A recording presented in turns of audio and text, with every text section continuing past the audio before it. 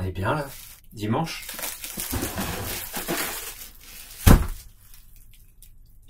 Black Friday.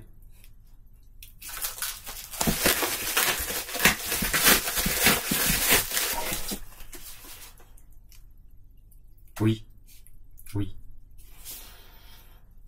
C'est une faiblesse de plus. Mais j'ai jamais essayé les hélicos. Cette machine, je l'ai achetée sur Hobby King. Hobby King, apparemment, c'est pas mal réputé.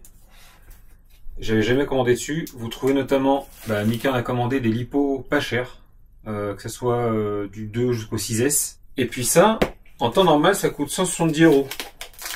Et à 170 €, je vous avoue que je pense pas que j'aurais testé. Mais là, avec les remises, c'était en dessous de 100 €, 95 €, livré, bien sûr. Et du coup, je me suis dit que c'était dommage de se priver. Bateau, voiture, moto, camion, avion. Il manque un hélico. Je vais chercher à chaque fois ce qui me manque, mais je vais bien toujours trouver un truc. En tout cas, je compte sur vous pour me dire, tiens, t'as pas testé ça. Alors, voyons voir ce que ça donne. Avec cette machine, il y a un mode débutant, avec le gyroscope 6 axes. Pour voler comme avec l'avion, je le fais pour l'instant, là, en mode apprentissage. Et puis, après, il y a moyen de faire des trucs assez dingues avec cet hélicoptère. Donc, le modèle, c'est le XK124, non, XK-K124. Et vous allez voir, pour ce prix-là, c'est assez étonnant ce qui est fourni. En premier lieu, je suis un enfant, je suis pressé de regarder ce que c'est. L'hélicoptère. Donc cette machine, ça fait quelques années qu'elle est sortie maintenant, et je pense que c'est pour ça qu'elle est soldée. Voilà à quoi ça ressemble. Donc niveau gabarit, c'est assez petit, c'est vraiment très léger. Plus lourd que l'avion par contre. Mais c'est quand même plutôt pas mal détaillé. Je vais vous montrer comme d'habitude après en gros plan. Ça fait un peu hélicoptère de la gendarmerie. Avec le rotor là, qui est plutôt libre. Je vais éviter de trop toucher parce que, ne connaissant que très peu, voire pas du tout les hélicos, je vais pas faire de bêtises. Alors, ça, c'est les pièces. Nous avons le petit chargeur. Juste là. La batterie doit être... Alors, il me semble que ça se retire. Il faut le tirer en avant. Voilà, il faut y aller tranquillement. Voilà, en y allant tranquille. Hop, là, c'est vissé devant, ce qui est un petit phare à l'avant. Et la petite lipo, c'est la même lipo que sur l'avion. Hop, c'est une lipo, donc ce qu'on appelle lipo 1S, donc une 3,7 volts. Ah, c'est un gabarit légèrement supérieur, ça doit être une capacité 700 mAh. On a dedans, alors que dans l'avion, c'est une 400. Voilà, d'où la différence de gabarit. Donc 700 mAh pour l'hélico. En haut, là, c'est tenu par deux petits aimants au niveau du fuselage. Et en bas, c'est encliqueté. Ok. Ah oui, ça rentre direct. Alors, je vais pas le remettre entièrement. Mais franchement, le style est vraiment sympa. Vous avez les pales juste là. Une couronne en plus. Et vous avez... alors ça, je sais même pas les noms des pièces. Je connais pas le nom des pièces. Vous avez un rotor supplémentaire. Il y a deux jeux de pales complets. Le petit tournevis qui va bien avec la clé Allen. Franchement, vous avez tout ce qu'il faut pour démarrer. Et enfin, la radio. Alors là, la radio, moi, quand j'ai vu un petit peu la présentation sur le site, là, j'ai trouvé ça assez impressionnant pour une machine, on va pas dire bas de gamme, mais c'est pas un truc qui vaut 500 € non plus, au départ. Regardez un petit peu ça. C'est bien protégé, déjà.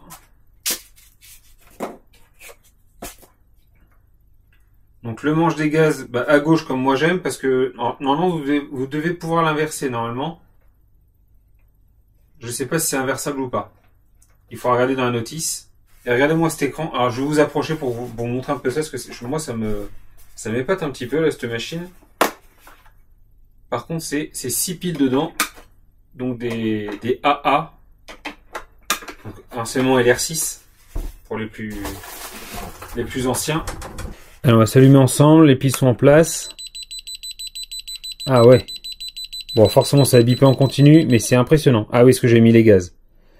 Ah oui, en plus t'as un retour sur l'écran. Franchement, je suis assez épaté pour le prix de la machine. Ok, alors par contre, je vais pas commencer à trop tripoter les boutons parce que je ne sais pas du tout les réglages. F-mode flap. Ouais, je vais pas commencer à tout tripoter. Je vais prendre le temps, je vais bien lire la notice. Et puis on va se retrouver. Je dis je commence pas à tripoter à tout et je commence à tripoter. Bref.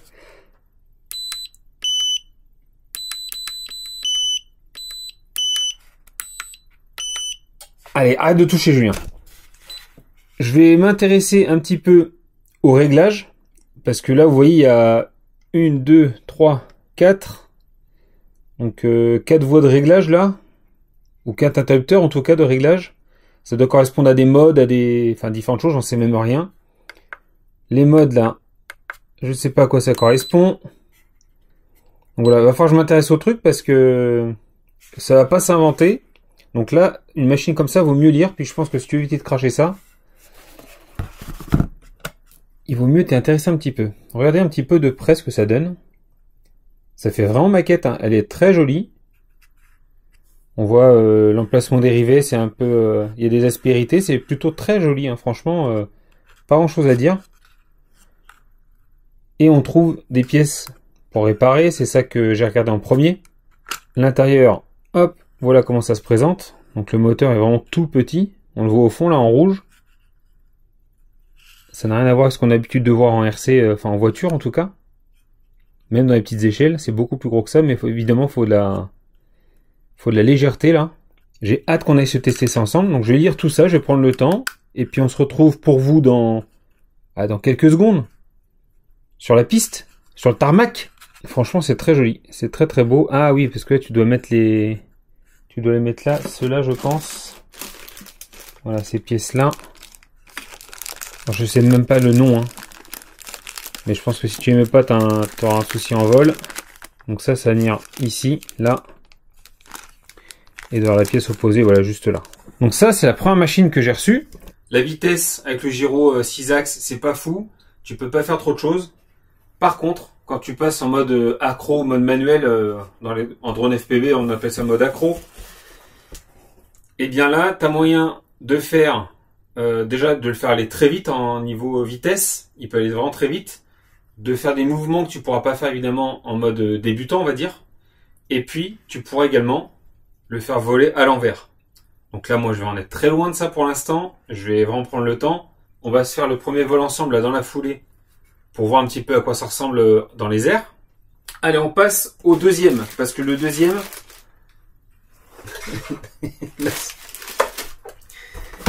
Là, c'est du grand n'importe quoi. Et là-dedans, qu'est-ce que c'est là-dedans? Un skateboard? Non, pas un skateboard. Alors là, je dois dire ce que c'est une erreur.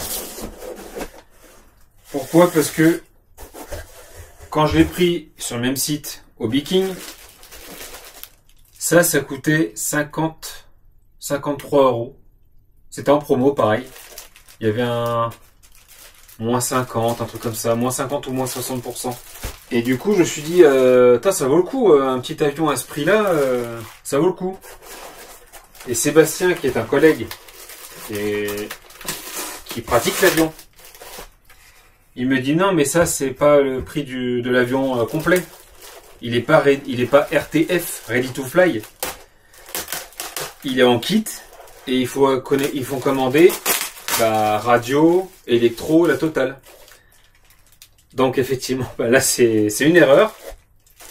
Je pensais que c'était prêt à voler et du coup que j'aurais plus qu'à mettre les piles et puis aller voler. À 58 euros, j'étais étonné parce que c'était quasiment le même prix que le tout petit, le Volantex.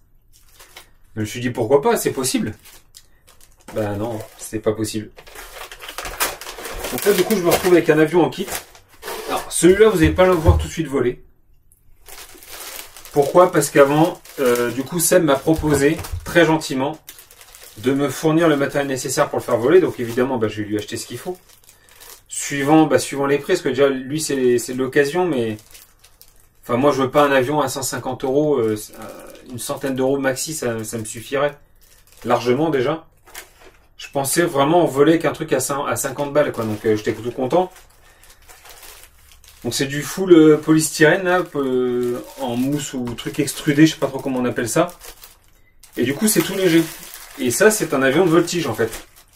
Là, vous mettez votre aile comme ça. Donc, ça fait 90 cm de large, je crois. Donc, ça fait comme une belle taille, hein. Et puis cet avion-là, c'est un avion de voltige, donc vous pouvez le faire voler, le laisser comme ça à la verticale, le déplacer sur le côté, le mettre un peu en tous les sens, lui faire vous savez, la feuille morte, là, comme ils font les voltigeurs, où ils tombent vraiment en faisant comme une feuille. Et je m'étais dit, ça pourrait être délire de faire ça.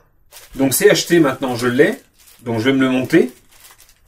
On va se lancer le petit défi, parce que il va falloir mettre tout ça en place, hein, avec toute la tringlerie, etc. Je pense que heureusement que ça va me donner un petit coup de main parce qu'il n'y a aucune notice, il n'y a rien. Et quand je vois l'équipement qu'il y a dessus, je suis pas sûr d'y arriver tout seul. Donc ça, vous le verrez, plus tard. Je sais pas quand exactement. Ce qui est sûr, c'est que le jour où on se fait le montage avec Seb, s'il est OK, je filmerai un petit peu les étapes de montage, si jamais ça en intéresse certains. Et puis je suis curieux de voir comment je vais m'en tirer avec cet avion. Parce que là c'est... Enfin, même si c'est très léger, la taille est quand même assez énorme. Et il y a moyen, suivant ce qu'on met dedans, d'aller très vite, évidemment. Je pense qu'il va falloir coller... Ah ben non, on voit qu'il y a du scotch double face dessus, là. Il y a des parties collantes, donc il suffit d'enlever ça, de l'insérer, puis de le coller. Et tu dois passer, ouais, tu as des tringleries et tout à passer. Enfin, ouais, il y a un peu de boulot, hein. Franchement... il y a un petit peu de boulot, j'ose même pas tirer sur les trucs là. Parce que ça doit s'enlever pour mettre tout ce qui est l'électron ici. J'ose pas tirer dessus, je vais m'arranger avec mon collègue. On va regarder ça ensemble. Lui va me montrer en tout cas. Et puis je vous referai un petit passage pour vous montrer un petit peu ce que ça donne. On va se retrouver tout de suite pour le premier vol de l'hélico. C'est parti. On se retrouve quelques jours plus tard. Nous sommes à l'extérieur, il n'y a pas de vent, on est bien. Alors j'ai eu le temps du coup, penser quelques jours de regarder un petit peu les réglages. Franchement, pas si facile que ça à comprendre parce que tout est en anglais et le peu que j'ai trouvé en info, c'est en anglais. Donc c'est pas forcément toujours très facile. On peut faire énormément de réglages sur la machine. Pour l'instant, je ne vais pas y toucher, je vais laisser vraiment de base. Ce qu'on peut voir là, c'est que quand on regarde l'hélicoptère, donc quand je vais vouloir faire monter l'hélicoptère, je vais monter les gaz et baisser pour le faire descendre. Ici, c'est pour démarrer l'hélicoptère, pour démarrer le moteur. Là, nous avons ce qui semblerait être deux modes de puissance. On voit ici, on est à 100. Là, on passe à 0. Et en fait, quand je fais ça, les pales s'inclinent plus. Donc, je pense ça va nous faire gagner en vitesse. Alors là, non, là, il est à fond. Et là, je suis en mode, on va dire, débutant. Voilà, on voit là quand je l'active là, on est tout de suite à 100% de la... Donc je pense que c'est 100% de la puissance. Et ici, on va faire monter le potentiel avec le manche plus ou moins la puissance. Donc je vais le laisser comme ça, ça a l'air d'être le mode débutant. Là je suis au mode gyro 6 axes, donc c'est le mode débutant. Et après on peut me passer en mode gyro 3 axes. Donc là c'est plus pour faire des figures, etc. Je vais pas m'en servir évidemment pour l'instant. J'ai volé 30 secondes dans mon terrain pour tester. On va tenter un décollage. Donc mise en marche. Ok.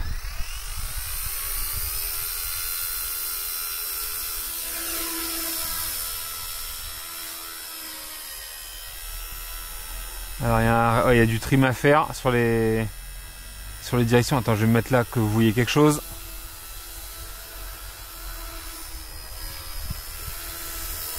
On va le reposer, il y a du trim à faire. On voit que les pales sont pas alignées. Il dévie sur la droite et en arrière.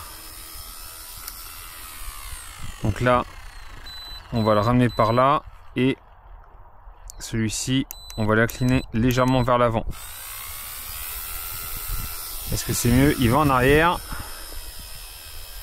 On va le faire monter un petit peu. On va essayer de faire les trims en l'air. Voilà, c'est un peu mieux déjà, il est droit. Maintenant, il faudra qu'il arrête d'aller en arrière. Ah, il y a un petit peu de vent aussi, donc il faut faire attention à ça. Ok. Allez, on va le faire dévier. Ouh. Non.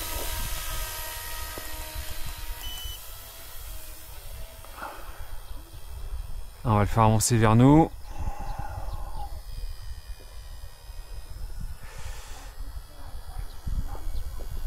Ok.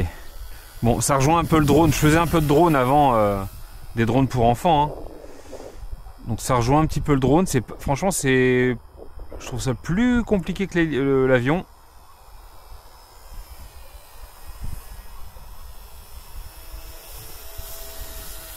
Ouais, là, il va quand même assez vite. Donc là, je suis en mode full puissance là. Donc je vais baisser un petit peu ça. On va le faire revenir vers nous gentiment. Parce que là, vous voyez, la vitesse max, là, je suis à fond. Là, je suis à fond, là. Ça va quand même assez vite.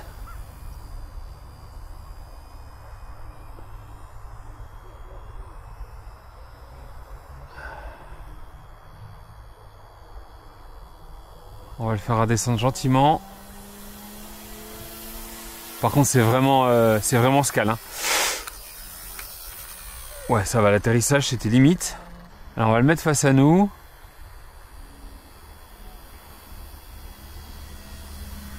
Là, bon, je me débrouille pas trop mal, je trouve.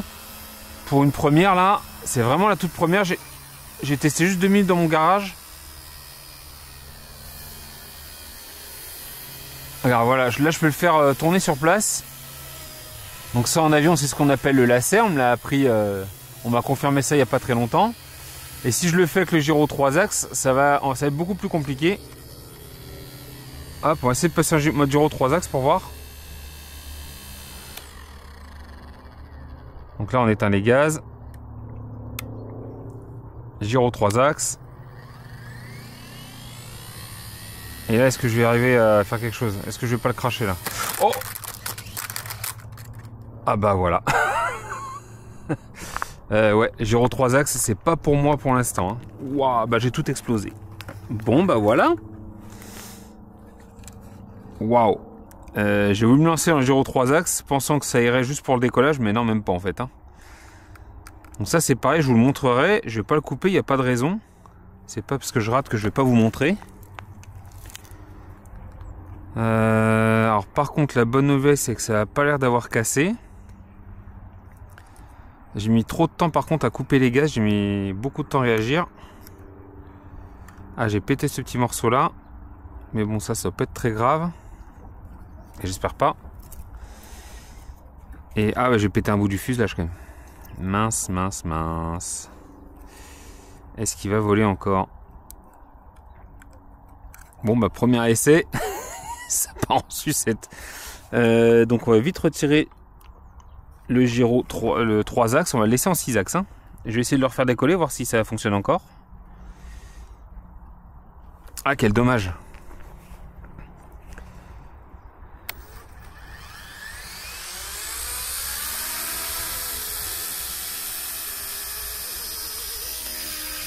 Ouais, si ça fonctionne encore. Mais c'est là qu'on se rend compte que ouais, le gyro, il compense vraiment mon apprentissage. Hop.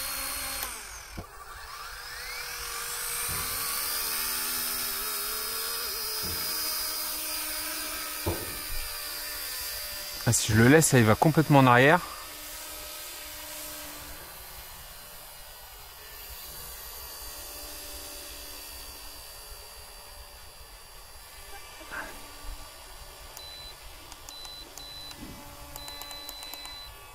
Ah, je le perds sinon.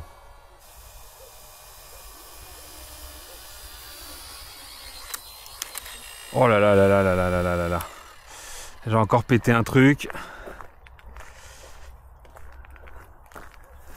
Aïe aïe aïe. Ah, non, ça c'est les petits gouvernails à l'arrière qui sautent. Donc ouais, c'est loin d'être évident pour moi. Au début, je disais je le maîtrise. Ouais, c'est bien. Non, c'est vraiment pas facile au final. Bon, le fuselage cassé n'a pas trop influencé le vol. Ah, je crois que j'ai plus de batterie. On va changer les batteries. Changement de pile. On va essayer.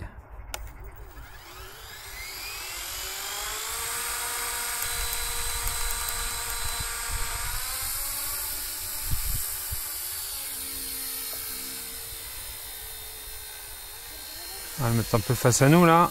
On va essayer de faire un truc simple.